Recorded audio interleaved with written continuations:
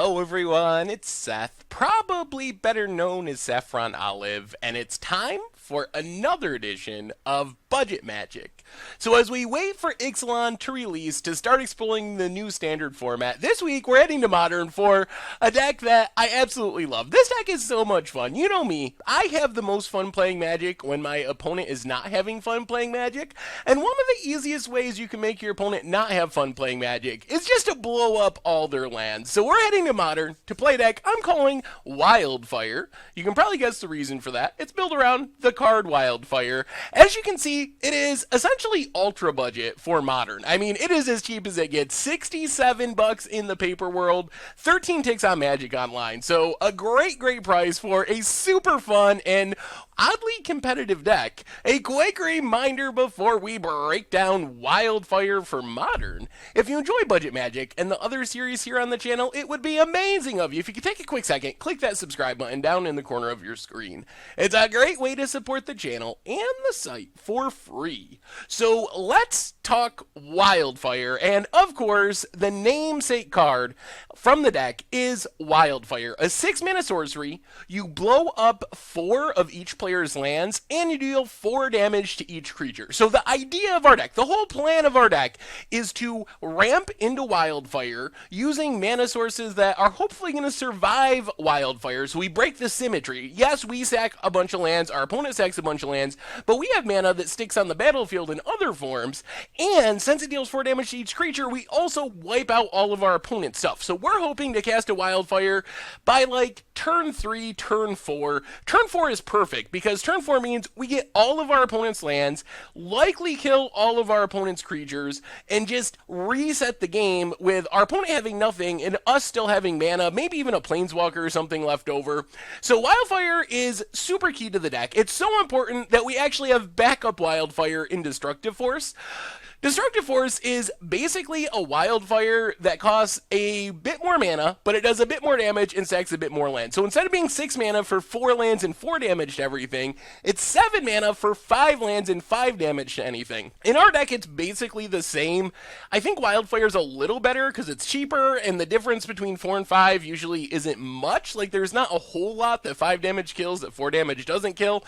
So, but this just gives us redundancy. And make sure with 8 of these effects in our deck, odds are in favor of us having one when we're ready to cast it on turn 4, on turn 5, maybe even on turn 3 if we're lucky. So we just blow up all of our opponent's stuff, but I hear you ask, what happens if our opponent has a big creature? What if they have a 6-power Tarmogoyf, for example, or something like that? That could be a problem, because we really need our Wildfires and Destructive Forces to get everything. If we blow up everything, but our opponent has a creature left behind, they're probably going to be able to kill us with it. And we have a solution for that, and the solution for that is Pyromancer's Goggles. So Pyromancer's Goggles does 2 awesome things. 5 mana artifact, it ramps us by 1, but when we cast a red instant or sorcery with it, it basically doubles it, it copies it. So that means Wildfire will be 8 damage to everything, and also each player gets rid of 8 lands. Destructive Force, 10 damage to everything. Each player sacks 10 lands. So the 2 things that make Pyromancer's Goggles really important for deck is, 1, it gets rid of bigger creatures. If we double up a Wildfire, we're basically guaranteed to kill everything. We don't have to worry about that Tarmogoyf sticking around or anything like that. The other thing Pyromancer's Goggles does is if the game goes really long somehow, and we have 6 lands, 8 lands, 10 lands on the battlefield, it still becomes a hard land sweeper to get rid of everything. So really key for our deck, also helps us finish by doubling up some other things after Wildfire. So the other important aspect to making Wildfire work, as we talked about, is breaking the symmetry. If we just play 6 lands, our opponent plays 6 lands, Wildfire just kinda ends up being a wash. Like, yeah, maybe it hurts our opponent more depending on the matchup, but we're getting hurt just as bad. So one of our tricks is the border post. We only have 15 actual lands, which is an absurdly low number for a deck that's looking to cast 6 mana, 7 mana plays, but we have 8 border posts, which we're basically counting as lands. These are lands, essentially, that enter the battlefield tapped, but they don't die to Wildfire. They don't die to Destructive Force. They don't die to our big sweepers, so we also get to bounce lands back to our hand, so the best thing our deck can do is play a mountain, and bounce it back to our hand to play a border post, play a mountain, bounce it back to our hand to play our border force, we end up having maybe one real land on the battlefield when we flare off our wildfire, so our opponent's losing their creatures and 4 lands, we're losing maybe 1 land, and when we untap the next turn, we have 3, 4, 5 mana still on the battlefield thanks to our border posts. But that's not all. We also just have straight up artifact ramp, and this helps us get to our wildfire in a timely manner. So apart from border posts, which are essentially just enter the battlefield tap lands, these actually ramp us and get us to our wildfire quicker. Everflowing Chalice, normally we just play it on turn 2 to add an additional mana, but it gives us some upside as the game goes long. We can play it with 2 counters to add even more mana. Mindstone, we can always sack in desperation if we need to try to find another card. And then Guardian Idol might look janky, but it's actually one of our main finishers. So after we wipe everything out, it's not just a mana source left over on board, but it's also a creature. We can pay 2, start beating our opponent down, and if we get rid of all of our opponent's lands and all of their creatures, Guardian Idol is often enough to just close out the game by beating our opponent down 2 at a time while they're looking to recover, and if they ever do recover, we can just blow up all their stuff again with another Wildfire. The actual finishers, though, are Planeswalkers. So the other way we break the symmetry of our Wildfires is by not playing any creatures. So we don't have any creatures that are sitting out on the battlefield to get destroyed. Instead, our main threats are Chandra Flamecaller and Chandra Pyromancer.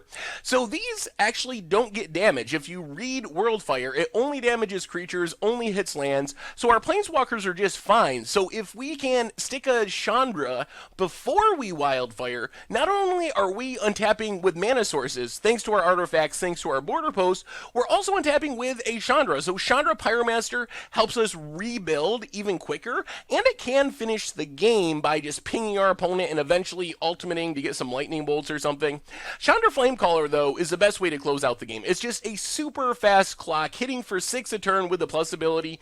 If we get into trouble, we can always 0 to improve our hand, and it comes down like a sweeper, so it almost works like a really bad backup Wildfire if we're just desperate to sweep away the board. So these are our primary plans for closing out the game. The other way we can close out the game is with Lightning Bolt, especially with Pyromancer's Goggles. Lightning Bolt on its own probably isn't enough, but when each Lightning Bolt is 2 Lightning Bolts thanks to Pyromancer's Goggles, that can actually add up to enough burn that while our opponent's struggling to find lands, has nothing on the board, we can just burn them out with Lightning Bolts. Lightning Bolt also just really good early game removal. The challenge of our deck is living long enough to Wildfire. Like, Wildfire is great against creature decks if we live long enough and don't die. So Lightning Bolt can take down a Goblin Guide on turn 1, a Swift Spear on turn 1, something like that. Roast gets rid of bigger creatures. Anger of the Gods gives us another sweeper. And remember, we can double all these up with Pyromancer's Goggles, so Anger is kind of a hard sweeper if we have Goggles out. And then we also have just a couple Tormenting Voice, which work really well with the Goggles. Also helps us dig through our deck in the early game, get rid of an expensive Destructive Force or Wildfire to hit our land drops, find our ramp spells, and go from there. As far as the sideboard, it's pretty straightforward. We have 4 Orbs of Warding, which is really important to help us against combo and against burn. So if you think of the burn matchup in specific, yes, we can Wildfire. Our opponent's probably gotten in a bunch of damage, but if our opponent can just draw 1 land, then they can just start throwing lightning bolts at our face, even post-Wildfire, to win the game. Well, Orbs of Warding, we can ramp into that. We have Hexproof, also prevents damage from small creatures, which is nice, but this mainly makes sure that our opponent isn't going to be able to burn us out. They can't hit us with discard once we get this down. They can't combo us off with Grape Shot and Storm or with Conflagrate from Dredge, etc., etc., etc., etc. Pithing Needle, kind of just a catch-all. Karn is pretty annoying. Oblivion Stone can be pretty annoying. Things like that can blow up all of our artifacts, kind of really set us back post-Wildfire, so Pithing Needle can come in there. Stone Rain helps us slow down decks that are ramping and really fast. Helps us against Tron. Like, Wildfire is pretty much game over against Tron if we can get it down before our opponent sticks something massive, but if they can get down a Karn or an Ugin or something before we Wildfire, then we're in serious trouble. So Pithing Needle helps there, but also just Stone Raining on turn 3 can slow our opponent down enough that we can Worldfire the next turn and hopefully close out the game. Pyroclasm and Blasphemous Act give us some more sweepers to deal with creatures, and then Roast and Vandal Blast give us some more targeted removal. Vandal Blast for artifacts, Roast, again, good for Reality Smashers, for Thought-Knot Seers, bigger creatures like that that can sometimes sneak past a Worldfire if they happen to have enough toughness. And that is Wildfire for Modern. And that's our Budget Magic deck for this week. So I think this deck is super sweet and super fun. I think it is actually pretty competitive against creature-based decks. Like, creature-based decks really struggle to beat Wildfire, and our deck is usually just fast enough that it can stabilize us. The challenge for the deck is the combo-y decks. Like, if our opponent can combo us off on turn 3, on turn 4, then we're in kind of a bad place because our Wildfires can't do anything. The nice thing is that Wildfire and our Destructive Force are actually relevant in those matchups too. If we can get rid of all of Storm's lands or all of Ad Nauseam's lands, they're not going to be able to beat us very easily, because most of the combo decks in Modern do need a reasonable amount of mana, so we're hoping that 4 Orbs of Warding, if we can bring those in the combo matchups, they buy us enough time to get to our Wildfires, get to our Destructive Forces, and those cards, combined with our Fast Clocks and Chandras, can close out the game and keep us alive against combo. So that's a plan, and I don't know, the deck is just really fun. If you like making your opponents miserable, like seeing your opponents not be able to actually play a game of Magic, then you're going to love Wildfire, plus you can't beat the price. So anyway, enough rambling about Wildfire. The deck is super sweet. I hope you're going to like it. Let's get to the videos. Thank you very much for watching. I hope you enjoy them, and I will talk to you soon. Thanks for watching the video. If you're subscribed, make sure to hit that bell icon to get notifications for all the latest videos. It's a great way to support the channel for free, and you can find the next video right here.